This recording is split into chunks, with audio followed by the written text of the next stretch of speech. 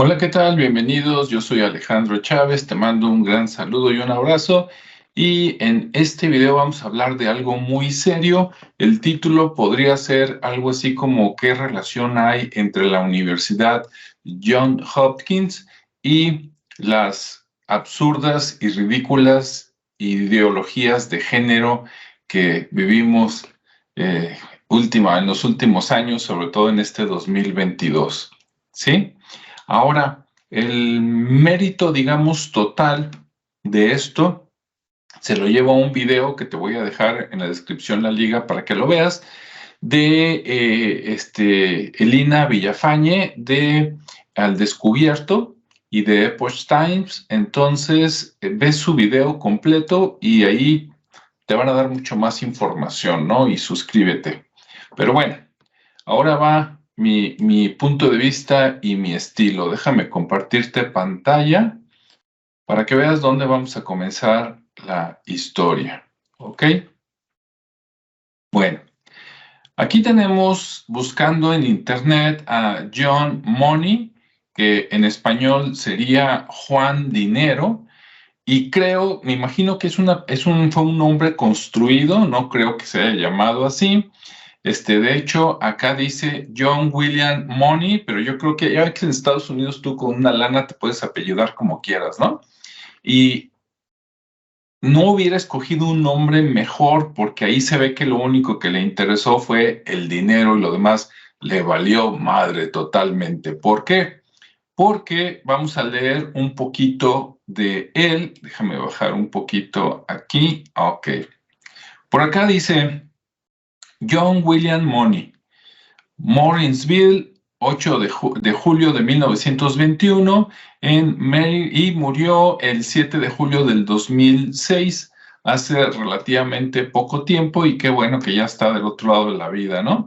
Dice, fue un psicólogo neozelandés, o sea que nació por allá por Nueva Zelanda, especializado en sexología, emigrado a los Estados Unidos después de la Segunda Guerra Mundial, ¿no? Entonces, después de la Segunda Guerra Mundial, se fue a Estados Unidos. Dice que es muy cercano a Harry Benjamin, de quien al momento de hacer este video ignoro todo, pero si te gusta luego investigamos sobre él. Dice, su influencia fue determinante en la tesis de identidad de género. O sea que este es el culpable, el hijo de su Pink Panther, ¿no? Dice, y el tratamiento hormonoquirúrgico de la transexualidad. O sea, este es el culpable de que la gente piense que, por ejemplo, que yo me puedo castrar y con unas hormonas simplemente, pues yo puedo cambiarme de hombre a mujer y que mi vida va a ser fantástica como mujer o al revés, ¿no? Que a una mujer le estirpen, digamos, los senos o cosas peores y después cortándole un pedazo de su brazo, como quien dice, deformándole su cuerpo, ¿verdad? Le construyan por allá abajo un pirulí, ya sabes de qué se trata, ¿verdad? Y que también ella, que nació como mujer, va a vivir tranquilamente como hombre sin ningún problema, cosa que es totalmente falso. Dice, su experimento de reasignación de sexo fracasó totalmente, culminando con el suicidio de un paciente que se llamó David Rimmer. Creo que es al chico que él aconsejó que había que castrarlo y educarlo como mujer y que iba a tener una vida hermosa, y resulta que no, su vida fue un total fracaso a tal grado que se suicidó. Vamos a leer otro poquito más de este desgraciado hijo de su pinche madre. Dice, en 1944 se graduó de la Universidad Victoria de Wellington con una maestría en psicología. Acá hay un dicho que, aclarando, no aplica para todos. Yo conozco psicólogos muy buenos, pero acá en Guadalajara, Jalisco, México, hay un dicho que dice que mucha gente estudia psicología porque le sale más barato la carrera que el tratamiento. O sea, imagínate, ¿no? Bueno, yo creo que este sí fue de esos. ¿Dónde ando? Dice maestría en psicología y otra en educación. Híjole, juntando esas dos cosas en una mente enferma, como con este cañón, fíjate lo que pasó. Trabajó en la Universidad de Otago, en Dunedin, pero en 1947 emigró a los Estados Unidos. Ya ven que ahí se junta lo mejor y lo peor. migró a Estados Unidos para estudiar psiquiatría, o sea que todavía su nivel de locura, dijo, lo voy a poner a un nivel más elevado, ¿no?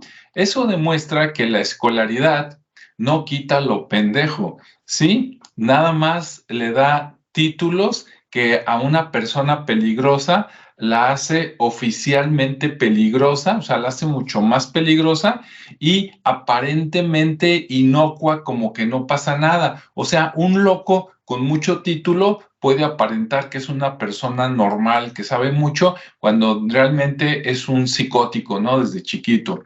Claro, por ahí investigando, también él tuvo su vida, lo golpeaban sus padres y cosas así feas, ¿no? Pero bueno, dice, eh, estudió psiquiatría en Pittsburgh y en 1952 terminó su doctorado en la Universidad de Harvard.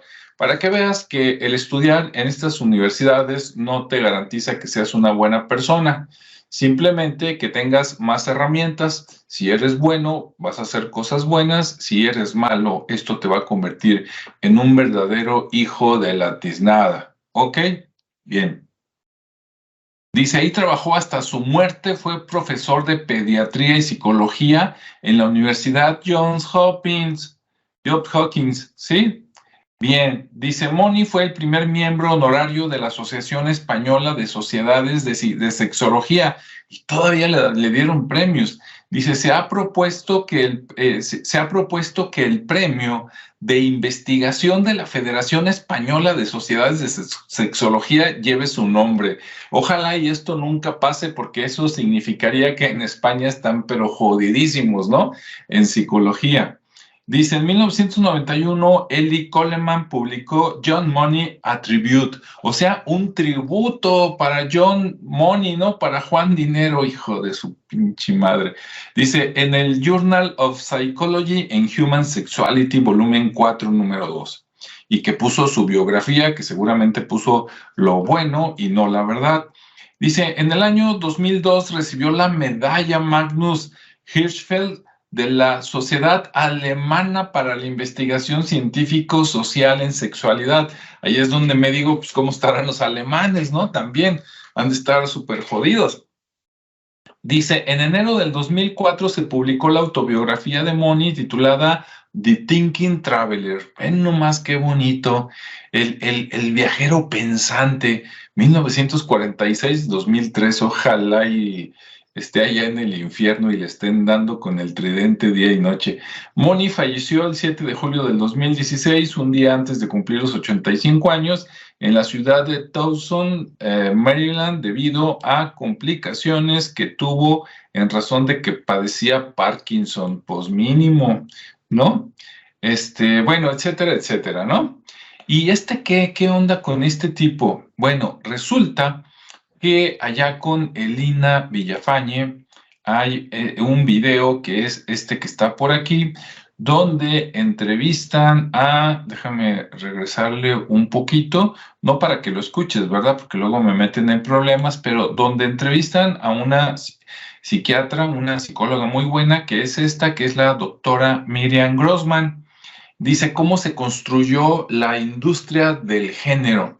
Parte 1, porque está muy extenso, entonces decidieron hacer 2 videos que te recomiendo ampliamente que los veas. Bueno, aquí se ve que ella, que ha hecho 2 libros, un libro se llama Unprotected, me imagino que están traducidos, pero no alcancé a investigarlo, ¿no? Unprotected es como desprotegidos. Y luego dice, una psiquiatra de campus, o sea, una académica, revela cómo lo políticamente correcto de su profesión pone en peligro a cada estudiante. Y este fue un libro que salió en el año 2007, o por lo menos aquí en Amazon, así lo dice, ¿no? Y aquí decía que en aquel tiempo que cuidado con lo que le estaban enseñando a los niños, porque les iba a traer confusiones y cosas que desde ese tiempo veía peligrosas. Después pasa el tiempo y saca un segundo libro, que es que en inglés se llama You are teaching my child what? O sea, dice que le estás enseñando ¿qué? A mi hijo. Dice, un médico expone las mentiras de la educación sexual y cómo ellas dañan a tu hijo. Esto ya fue en el año, a ver, vamos a buscarle, no le encuentro, pero en teoría en la entrevista creo que menciona que este es del 2009. Y desde el 2009 ella decía que había peligro. Uno de los capítulos decía que se le podría enseñar a un niño que él podría hacer lo que quisiera, hombre o mujer, independientemente de cómo hubiera nacido y los peligros que esto implicaba desde aquel tiempo, y son los problemas que estamos sufriendo hoy en día, ¿no? Y bueno, ¿y esto qué tiene que ver? Ah, pues resulta que todo eso salió a partir de este desgraciado, ¿sí? John Money y sus experimentos diabólicos. Y pero claro, como dicen por ahí, como decimos acá en México, la culpa, bueno, no es cierto, tanto, pero dice, la culpa no la tiene el indio, sino el que lo hace compadre. Que esto significa, te estás quejando del indio, ¿verdad? Que esto no es cierto, pero es un dicho, te estás quejando del indio, que no es educado, que es un salvaje. Ah, entonces, ¿para qué lo hiciste compadre? O sea, ¿para qué le dijiste quiero que bautices a mi hijo? O sea, también la culpa es tuya. Entonces, a lo que voy es que este fue un desgraciado hijo de su Pink Panther, pero él no llegó ahí solo. Obviamente había intereses ocultos, gente de mucha lana de la Universidad Johns Hopkins que lo mantuvo ahí durante muchas décadas, dañando física, mental y psicológicamente a muchos niños. Y eso que dejó como herencia, pues ahora está regado en todo el mundo, cosa que es una total tendejada, ¿verdad? Entonces, este fue uno de los mendigos iniciadores. ¿Y eso qué tiene que ver con la universidad? Te voy a leer un poquito. Aquí estás viendo la liga y te la voy a poner en la descripción. Dice el Clarín. Dice el fundador de la célebre Universidad Johns Hopkins y su pecado original. Ah, dices, entonces habrá tenido algo que ver desde el inicio. Dices, no, pero es que la universidad se fundó en un siglo, en el siglo XIX, y él llegó y él pues todavía ni nacía, pero vamos a ver, nada sucede por casualidad, todo está unido. Dice, universidad reconocida y referencia en tiempos de pandemia, para acabarla, de coronavirus, se enfrenta al escándalo luego de haber descubierto que su fundador tenía un pasado oculto como esclavista. Ah, pues sí, hijos del mal, ¿no?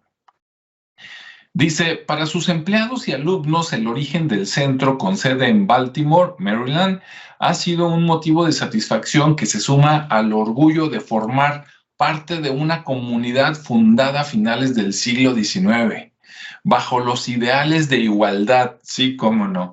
Dice que constataban en el testamento de su fundador, Johns Hopkins, un comerciante y magnate ferroviario, que aquí yo hago un paréntesis. En el siglo XIX, a finales, 1800 y tantos, los que tenían que ver con el ferroviario, con los ferrocarriles, en pocas palabras, eran gente inmensamente rica y relacionada con Rockefeller. O sea, ahí para qué, luego si le quieren buscar más. Ah, dice magnate ferroviario, un filántropo, así le dicen a los desgraciados con mucho dinero que utilizan su dinero, supuestamente haciendo causas benéficas, pero que realmente están dedicadas a todo lo contrario, que es fregar gente, inclusive llegando hasta el genocidio. Bueno, dice, descendiente de cuaqueros que liberaron esclavos, supuestamente, y activista abolicionista, o sea, te lo pintan como que en época de esclavos, él liberó esclavos. Dice, punto, o eso decía la biografía oficial, dice que nadie se había molestado nunca en investigar. Claro, pues era una gente con mucho dinero, ¿verdad? ¿Tú crees que no pagó para verse bien históricamente? Ok, dice, la realidad probablemente es muy distinta, acaba de comunicar con dolor la universidad, y felicito a la universidad porque que la misma universidad que fundó esta persona después hable mal del fundador diciendo, sabes que su historia no fue así, no fue color de rosa, fue media oscura, pues eso vale mucho la pena y eso habla bien, puede ser que tenga algo bueno esa universidad después de todo. Dice, una investigación sobre los orígenes de la institución nos ha llevado a cuestionar esta narrativa. Escribieron la semana pasada en una carta abierta a su rector, Ronald Daniels, a quien, qué bueno, le mandamos un saludo, y otros 2 líderes de la comunidad educativa. Dice, tenemos registros del censo del gobierno que indican que el señor Hopkins era dueño de una persona esclavizada en 1840, o sea, tenía un esclavo por lo menos, y de 4 en 1850, o sea, hicieron un censo en 1840 y ahí salió que tenía un esclavo, hicieron un censo 10 años después y resulta que tenía 4, ¿no? Había crecido 3 por lo menos. Y a lo mejor esos son los que te quise decir en el censo, quien no te dice que era dueño de 20, 30, 40, 50 personas, ¿no? Bueno, dice, en el censo de 1860 no consta la presencia de ningún esclavo en su hogar, ¿verdad? A lo mejor ya se veía mal, ya los había corrido, ya los había liberado, quién sabe. Dice, Daniels admite que este descubrimiento complica la imagen que durante mucho tiempo se ha tenido de su fundador. Ahí está la foto, ¿no?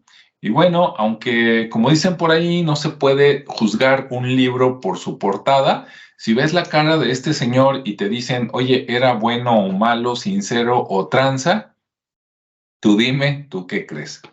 Ok. Dice que dejó en 1873, cuando falleció, $7 millones, equivalente a 150 millones de dólares actuales para abrir un hospital, una universidad y un orfanato para negros. ¿Sí? ¿Por qué para negros y no para todo el mundo, no? Obviamente incluyendo negros. Dice, bueno, fallecido a la edad de, bueno, aquí dice lo mismo, dejó 7 millones, bla, bla, bla. En su momento fue una gran donación filantrópica, supuestamente en Estados Unidos, y los ejecutores de su testamento supieron aprovecharlo. La Universidad Johns Hopkins, que actualmente cuenta con 27,000 estudiantes en 4 campus, ha alumbrado 29 premios Nobel y es una referencia mundial en el terreno de la biomedicina. No pierdas esto de vista. Bio, vida, medicina, salud, ¿no? Lo que tiene que ver con la biología y la salud se metieron y obviamente todo esto evolucionó, ¿verdad? Después de su muerte y seguro esa universidad debe de tener lazos muy fuertes en estos tiempos con hospitales, con grandes empresas de la Big Pharma, etcétera, etcétera. Dice, la principal fuente de la historia de su benefactor, cuyo fallecimiento se conmemora cada año en el campus, había sido el libro publicado en 1929 por una sobrina nieta. Pues claro, ¿verdad? Era de la misma familia. ¿Cómo iba a hablar mal de su abuelo? No, hombre, su abuelo era un hombre buenísimo. Cabrones. Helen Tom, que lo describía como gran abolicionista y contaba que sus padres habían liberado a los esclavos de la plantación, o sea que tenían una plantación y tenían esclavos, que sus padres los habían liberado de la plantación que poseían al sur de Baltimore. Ahora, eso no quiere decir que no tuviera otras plantaciones con otros esclavos, ojo, a pesar de los aprietos que la decisión supuso para la familia. Eso, contaba, fue lo que movió a Johns Hopkins a buscar trabajo en la ciudad. ¿Será? O sea, liberé a los esclavos, ya no tengo mano de obra, entonces me pongo a chambear. Antes no chambeaba porque chambeaban ellos. Eso me da a entender, ¿eh? Tú dime qué entiendes. Dice, el proyecto Hopkins Retrospective no ha encontrado, sin embargo, ninguna prueba de estas afirmaciones y sí varias que apuntan a una historia muy distinta. Sí hay indicios de que el abuelo del filántropo, o sea, el abuelo de Johns Hopkins, que también se llamaba igual, Johns Hopkins el Viejo, liberó parcialmente a algunos esclavos en 1778, pero también han aparecido registros de otras transacciones con personas décadas después. ¿Transacciones de qué? Una carta de la empresa fundada por Hopkins indica que aceptó un esclavo como colateral de una deuda. O sea, le debían una lana y le pagaron con un esclavo y él lo aceptó. ¿Sí? Dice algo común en aquellos tiempos. Punto.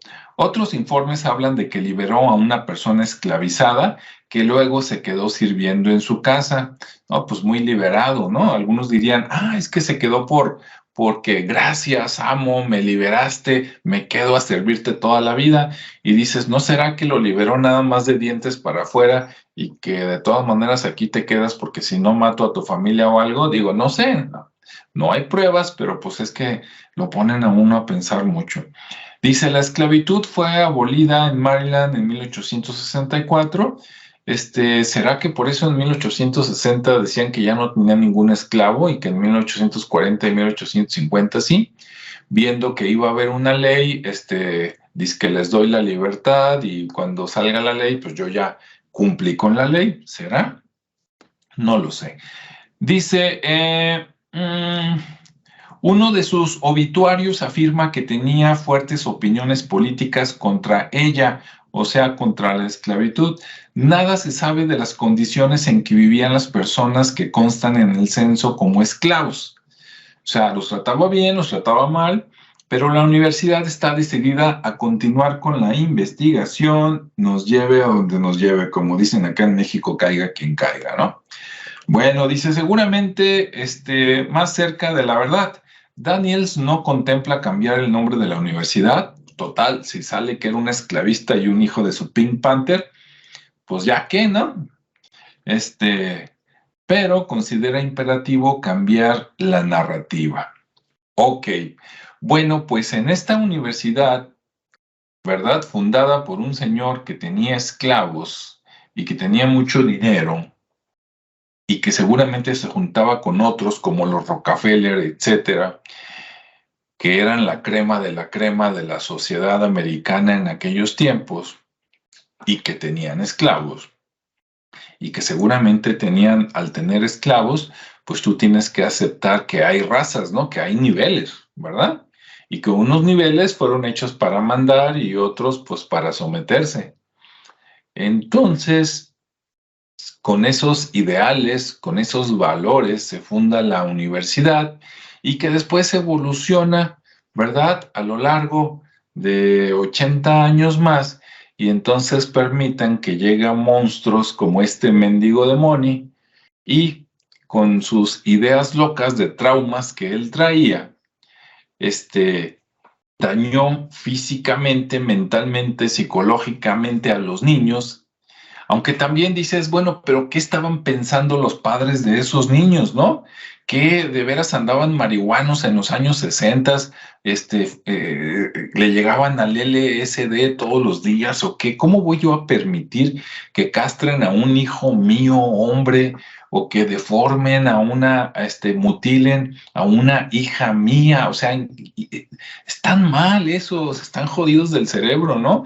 Deberían de meter a la cárcel a esos padres y esos niños, darlos con familias que tengan valores más sólidos, ¿no? Como muchas de las que hay acá en Latinoamérica o en México, para que crezcan con más oportunidades, porque, híjole, que estaba loco, el Moni, y los padres que aceptaban las estupideces de él para llegar ahora donde estamos. Bueno, hasta ahí lo voy a dejar para no alegar mucho, no hacer grande este video, pero si te interesa y tampoco estás de acuerdo con las estupideces que están enseñando hoy en las escuelas en todo el mundo, gracias ya sabes aquí a qué grupos de poder, ¿verdad? No me extiendo aquí porque va a salir esto en YouTube y capaz de que de todas maneras así lo cortan y me tumban el canal, pero vale la pena ponerse en contra, ponerte en la resistencia, porque no hay que permitir que estos hijos de su Pink Panther, bola de descerebrados,